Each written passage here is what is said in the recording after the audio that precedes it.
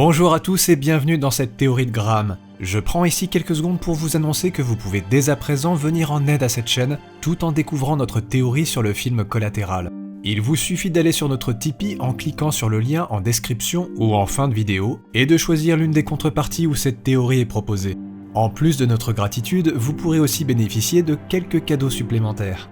Comme vous devez vous en douter, nous ne pouvons pas monétiser nos vidéos qui utilisent des plans de films. C'est pour cette raison que votre aide et vos dons sont très précieux pour nous aider à continuer ces théories, qui représentent à la fois notre passion, mais aussi un travail de longue haleine.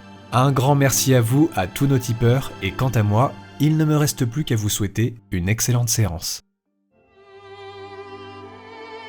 Aussi loin que je m'en souvienne, j'ai toujours aimé le personnage du Joker. Je voulais absolument cerner ses aspects psychologiques et comprendre s'il était bel et bien fou, ou au contraire plus que rationnel dans une ville où luttent les minorités. Le long métrage regorge d'une multitude d'easter eggs et de pistes de réflexion fascinantes. Après des heures à le visionner image par image, je pense pouvoir apporter certaines réponses aux questions que nous pose le film.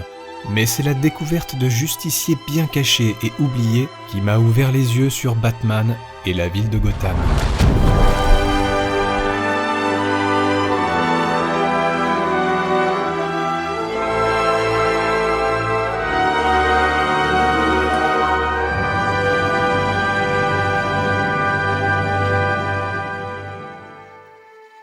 Comme d'habitude, je dois vous avertir que cette vidéo contient des spoilers et qu'il est nécessaire d'avoir vu le film Joker pour suivre cette théorie.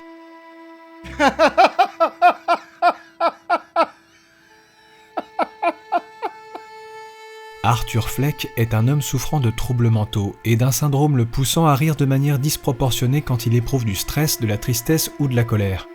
Il rêve de faire son premier one-man show et d'être l'invité du live de Murray Franklin. Arthur peut vivre quelques moments heureux, comme sa rencontre avec Sophie, une mère célibataire habitant dans le même immeuble. Mais l'ensemble de sa vie n'est que profonde tristesse, obligé de travailler en tant que clown pour subvenir à ses besoins et à ceux de sa mère dans une ville au bord du chaos. Alors qu'il se fait voler sa pancarte publicitaire, un de ses collègues, Randall, lui donne un revolver pour qu'il puisse se défendre. Mais lors de son numéro pour des enfants malades, Arthur fait tomber accidentellement l'arme. Randall le dénonce de manière calomnieuse auprès de son employeur et Arthur perd son travail.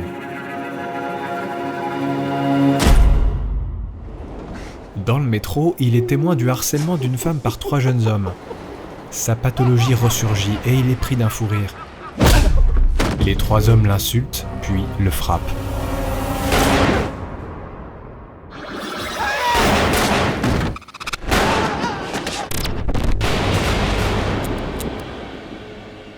Après ces 3 meurtres, Arthur se rend chez sa voisine Sophie et l'embrasse.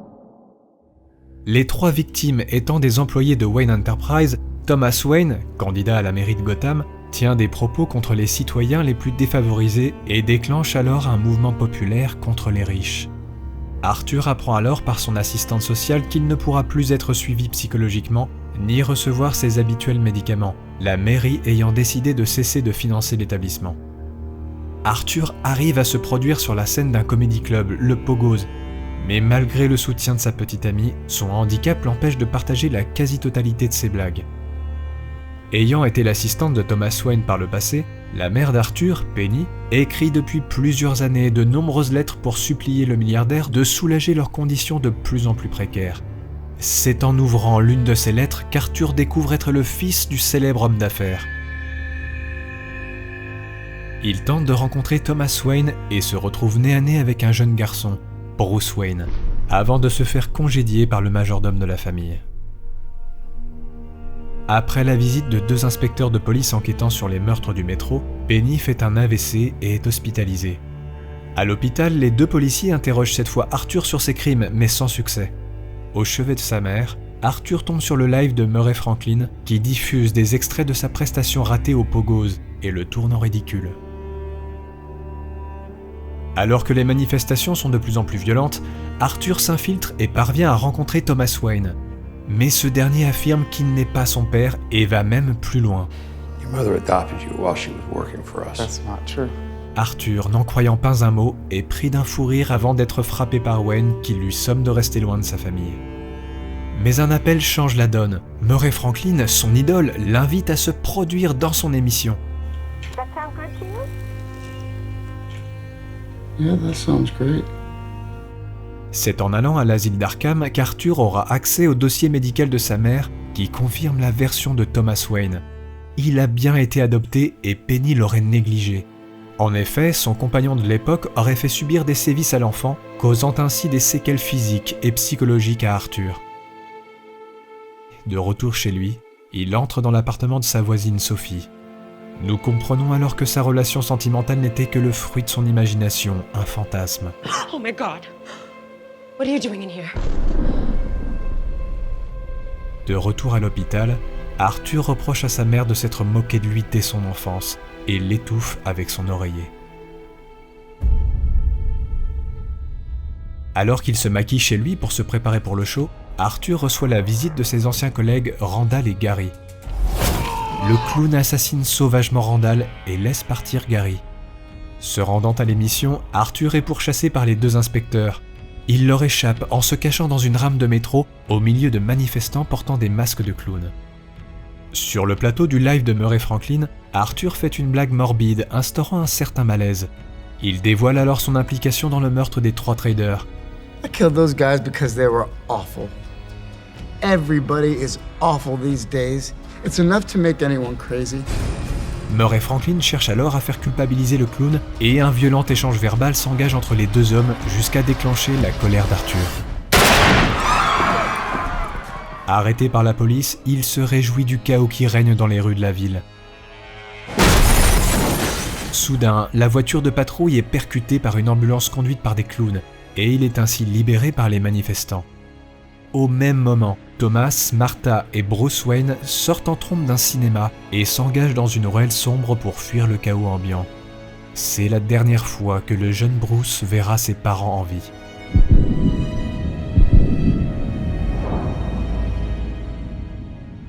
Arthur est considéré comme un symbole et un héros par les manifestants.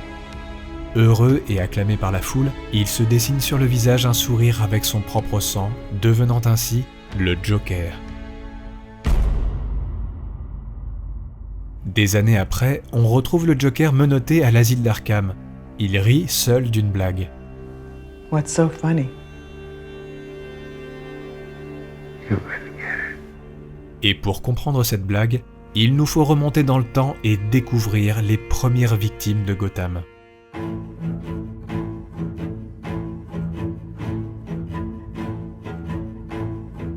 Si le film semble se passer dans les années 80, c'est en 1950 qu'il faut remonter et suivre l'histoire de Penny Fleck. Comme vous le savez, il y a tout au long du film une grande question sur le véritable père d'Arthur Fleck, qui semblerait être Thomas Wayne en personne. Et pour lever le doute sur cette question, je vous propose une analyse minutieuse pour vous apporter les preuves nécessaires. Nous savons de sources sûres que Penny Fleck a travaillé pour Thomas Wayne et qu'elle a eu le béguin pour lui. Nous savons aussi que la relation n'aurait sûrement pas pu se poursuivre puisque Thomas était déjà en couple avec Martha. Quoi qu'il en soit, Penny fut licenciée de Wayne Enterprise. Selon les dires du dossier, Arthur Fleck a été adopté par Penny avant d'être envoyé à l'hôpital psychiatrique d'Arkham, en raison de son instabilité mentale, mais aussi de son incapacité à protéger Arthur des abus de son nouveau petit ami. Pourtant, Penny raconte qu'elle est tombée enceinte de Thomas Wayne, qu'Arthur est bien leur fils et qu'il n'y a eu aucune adoption. Il y a 4 éléments qui pourraient nous aider, regardez. Si nous analysons les lettres écrites par Penny, nous remarquons que les mots utilisés sont pesés. Elle s'excuse même du dérangement qu'elle cause. Elle demande juste un peu d'aide pour son enfant car elle se sait mourante. Quand Arthur la confronte, elle ne blâme aucunement le milliardaire, bien au contraire, écoutez. He's an extraordinary man, Happy. He's a very powerful man. Et ici également. He'll make a great mayor. Everybody says so. Puis, quand Arthur découvre une photo de sa mère après l'avoir tuée, il y voit au verso ces mots « J'aime ton sourire », signé TW. Pour Arthur, ça n'a plus d'importance car tout est déjà détruit. Mais pour nous, ce détail montre bien une connivence entre les deux êtres. En revenant sur le dossier d'adoption d'Arthur, nous pouvons noter quelque chose d'étrange. Le document supérieur semble bien plus récent que celui du dessous, qui lui est complètement jauni par le temps, comme si celui-ci avait été rajouté récemment alors que nous savons le milliardaire en pleine campagne politique. De plus, si on parcourt le dossier de Penny, nous nous rendons compte qu'elle fut elle aussi la victime des violences de son compagnon, mais pire encore, elle a immédiatement été envoyée à l'hôpital d'Arkham. pour quelle raison ? Est-ce que cette sombre histoire pourrait compromettre le milliardaire si on enquêtait sur elle et l'enfant ? En faisant image par image, nous découvrons qu'après avoir été interrogée par le psychiatre, elle a subi une lobotomie. Et si nous nous intéressons au psychiatre en question qui a pris la décision d'une telle opération, nous découvrons qu'il s'appelle Benjamin Stoner. Penny Fleck, let's see. Diagnosed by Dr. Benjamin Stoner. Et cet homme n'est pas n'importe qui, il existe dans les comics. Et si on s'intéresse à son histoire, on découvre qu'il est le médecin-chef d'Arkham, instruit et brillant, et qui fut corrompu par un esprit maléfique. Il a détruit les destins de patients en étant capable de falsifier des papiers pour de l'argent et de faire les pires atrocités pour arriver à ses fins. Car derrière ce psychiatre, vous avez sous les yeux un super vilain du nom de Anti-Fate, anti-destin. Et ce n'est d'ailleurs pas la première fois que nous croisons au sein de l'hôpital d'Arkham des médecins maléfiques. Souvenez-vous de ce professeur en psychologie, Jonathan Crane, alias l'épouvantail.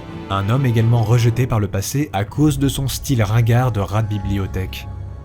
En revenant dans les années 80, le réalisateur nous donne un second indice qui vous aura peut-être échappé. Un indice nous permettant de mieux comprendre la situation de Gotham et ainsi nous exposer une seconde victime de ce système injuste. Au tout début du film, nous apprenons qu'une grève des éboueurs a lieu et que la ville croule sous les ordures. Le prix de l'essence augmente, les riches s'enrichissent et les pauvres vivent cette disette de plein fouet. Et évidemment, les rats ont la part belle du gâteau, mais si nous nous intéressons de plus près à un flash info, nous découvrons qu'il y a une nouvelle race de rats. Authorities are saying the city is under siege by scores of rats, and not just any rats, super rats who are hard to kill. Des super rats. Plus intelligents, ils semblent régner en maître sur la ville. Et si vous êtes très attentif, vous en verrez un ici. Vous vous souvenez de la fameuse blague du Joker que la psychiatre ne pouvait comprendre ? Dans cette même scène, Arthur Fleck rit et nous voyons un flashback de la mort des parents de Bruce Wayne. Ne vous concentrez pas sur les premiers plans, mais dans le fond, vous les voyez ? 2 rats énormes.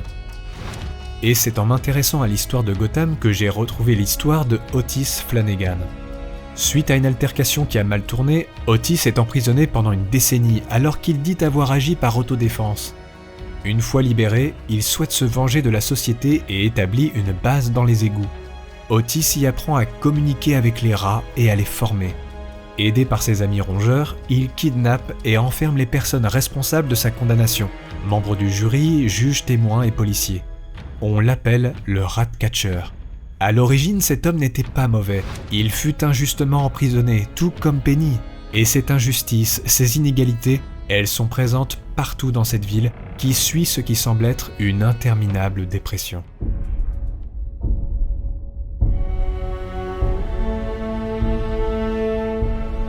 Pour retrouver les origines de cette ville, il faut s'intéresser aux auteurs de Batman, Bob Kane et Bill Finger. Les 2 hommes ont pris comme modèle un village d'Angleterre du 19e siècle appelé Gotham. Les habitants du village avaient décidé de se faire passer pour fous afin d'éviter la construction d'une route royale. Et nous le savons dès le début du film, Gotham est en train de sombrer dans la violence et le chaos. Et pour en connaître l'origine, nous devons regarder attentivement certains détails cachés dans le film. En suivant Arthur Fleck, nous nous rendons compte de la pauvreté qui règne sur Gotham. Lui-même peine à grimper dans l'échelle sociale, comme dans cette scène où il monte difficilement cet escalier. Détail troublant, alors que les rues grondent et souffrent, les riches passent du bon temps au Wayne Hall, et non au Town Hall, traduction de l'hôtel de ville, qui est en général le lieu d'échange du peuple et des personnes au pouvoir. Ils se régalent et rient en regardant Les Temps modernes de Charlie Chaplin, film qui montre une lutte pour survivre dans un monde industrialisé et qui est une satire du travail à la chaîne. Et cette industrialisation, elle est partout. Dans la télévision, mais aussi chez les forces de l'ordre, qui au lieu d'arborer la devise « To serve and protect », montrent un tout autre message « Industry first », l'industrie avant tout.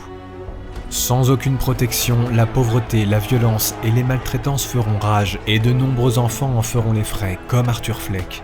C'est ce que souligne le film, comme ici avec le nom du comedy club, le Pogo's, mettant en lumière John Wayne Gacy Jr., l'histoire vraie d'un enfant qui a subi les humiliations de son père et fut violé par un voisin à l'âge de 9 ans.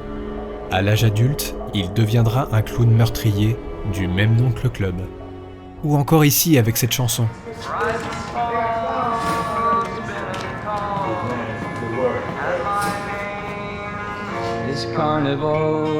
C'est celle de Jackson C. Frank, souffrant de grande dépression causée par le traumatisme qu'il avait vécu dès son enfance. Arthur Fleck met également en avant l'indifférence des gens, ici dans son journal qu'il tend à la psychiatre. On peut noter l'histoire au-dessus qui raconte celle d'un homme mort que les gens ne remarquent pas. Il reprendra cette anecdote dans son discours à la télévision. La ville est au bord de l'explosion, et le film cache un avertissement par 3 fois via une horloge qui affiche toujours la même heure, regardez, 11h11. Il faut ici se référer à la Bible, Jérémie 11:11. Voici, je vais faire venir sur eux des malheurs dont ils ne pourront se délivrer. Ils crieront vers moi, et je ne les écouterai pas. Quand la révolte éclate, les riches ne sont plus en sécurité et sont la cible des plus démunis. Un des méchants de Gotham, Ra's al Ghul, avait pour mission d'épurer la ville, polluée par le vice et la médiocrité, dans le but de créer un monde meilleur. Au fond, aux yeux du peuple, que sont Otis Flanagan, Ra's al Ghul, l'épouvantail ou encore le Joker ? Des héros malgré eux dans une société en perte de sens. Ils sont les symboles d'une révolution contre le pouvoir, contre les riches.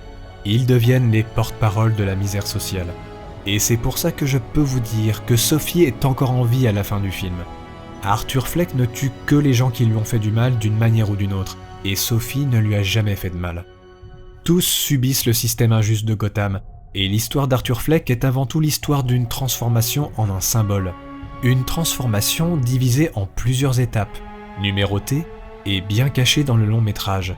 Et c'est l'analyse de cette transformation qui nous apportera la réponse de ce qui fait mystérieusement rire le Joker à la fin du film.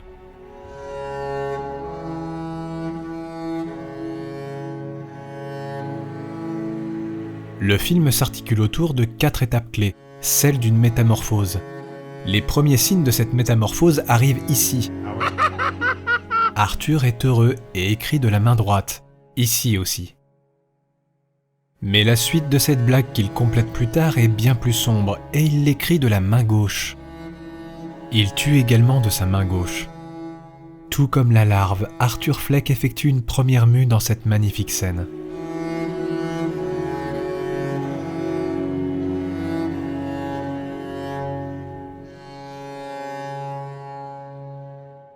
Maintenant qu'Arthur est passé de larve à chenille, il évolue dans le monde avec plus de pouvoir. Il prend de l'assurance, mais c'est aussi à ce moment que la société l'abandonne. Et sa deuxième mue ne se passe pas comme il l'aurait souhaité. Arthur croise une autre chenille, comme lui, et tous deux ont la même tenue vestimentaire, beige et blanche. Pour se débarrasser de sa peau, la chenille passe par une étape de chrysalide. Arthur Fleck s'enferme dans un cocon. Il agit, se transforme peu à peu, se déploie, mais il est toujours coincé dans un cocon. Le suicide semble alors être pour lui le seul échappatoire. La dernière once d'humanité meurt sous l'humiliation. Il a tout perdu. Cigarette en main gauche, le papillon va éclore. Le Joker entre enfin en scène, et sa cigarette passe en main droite. Un dernier souvenir lui rappelle son ancienne vie de larve. Mais un autre élément troublant semble apporter d'autres indices. Des chiffres très précis sont en effet dissimulés et se suivent tout le long du film. Certaines personnes observatrices ont également repéré ces chiffres et y ont vu un compte à rebours. Pour ma part, j'opterai plutôt pour une autre théorie, et vous allez comprendre pourquoi. Le premier chiffre, le 10, est donné ici. Et juste après dans le couloir du métro, le 9. Le 8 apparaît à la sortie de l'ascenseur. Plus loin, quand il fuit dans les escaliers de l'hôpital, le 7. Quand il est chassé par les policiers, on peut voir ici le 6. Dans le wagon du train, le 5. Derrière Murray au studio, le 4. Sur la caméra, le 3. Avec le journaliste concurrent, le 2. Mais, ne voyant pas de chiffre 1, je remarque quelque chose ici. Le titre du film au cinéma est Ace. Et voilà pourquoi je pense que ces chiffres ne représentent pas un compte à rebours, mais plutôt des cartes à jouer. Nous avions toutes les cartes de 10 à 2 et enfin l'As nous est donné. Mais il reste une carte à dévoiler, celle du Joker. Vous pourrez me dire qu'il manque le roi, la reine et le valet. Eh bien pour moi, cette scène montre ceux qui auraient pu être les parents adoptifs d'Arthur. Thomas Wayne en roi de Gotham, sa femme Martha en reine, et au centre le valet, Bruce. Et c'est justement dans cette séquence que le Joker rit d'une blague que nous ne connaissons pas. Admis à l'asile d'Arkham des années après, Arthur se souvient des événements qui l'ont conduit à devenir le Joker, et de ce fait Bruce à devenir Batman. Par une simple ironie du sort, c'est cette société qui a créé le Joker et les autres héros de Gotham comme Otis, Ra's al Ghul ou l'Épouvantail. Ils sont aux yeux du peuple nécessiteux les vrais héros. La naissance de Batman n'est qu'au final le résultat d'un dommage collatéral. C'est ça qui fait rire le Joker, c'est cette ironie. Ironie encore plus grande quand nous savons qu'il est le fils de Thomas Wayne, faisant de lui également le demi-frère de son pire ennemi, Batman. Le Joker ne voudra jamais tuer son ennemi et inversement. Il veut affronter psychologiquement son plus grand antagoniste, découvrir sa vraie raison d'être. Le Joker ne veut qu'une chose, que Batman devienne comme lui, un vrai héros qui lutterait contre une société cupide et corrompue. Avant de nous quitter, j'aimerais vous soumettre un élément qui a attiré mon attention, mais dont le sens semble m'échapper. Lorsque Thomas Wayne et sa famille sortent du cinéma à la fin du film, on peut apercevoir ce manifestant dans le champ qui tient étonnamment sa pancarte à l'envers. Cette même pancarte, avec le mot « Résiste », était déjà aperçue plus tôt dans le film, mais à l'endroit. Pour moi, ce détail n'est sûrement pas anodin. Si on regarde attentivement la forme des lettres, on peut y voir les chiffres 5153. Et en remettant la pancarte à l'endroit, tout en faisant un jeu de miroir sur le plan, on peut aussi y voir les chiffres 2123. Ces suites de chiffres pourraient-elles avoir un sens dans le film ou dans l'univers du Joker ? Nous n'avons pas encore la réponse à cette question et c'est là que vous pouvez intervenir. Proposez vos théories en commentaire et nous offrirons une de nos contreparties de notre Tipeee à la personne qui aura le plus de likes ou de réactions positives. Et ensemble, continuons à percer les mystères de ce personnage mythique qu'est le Joker.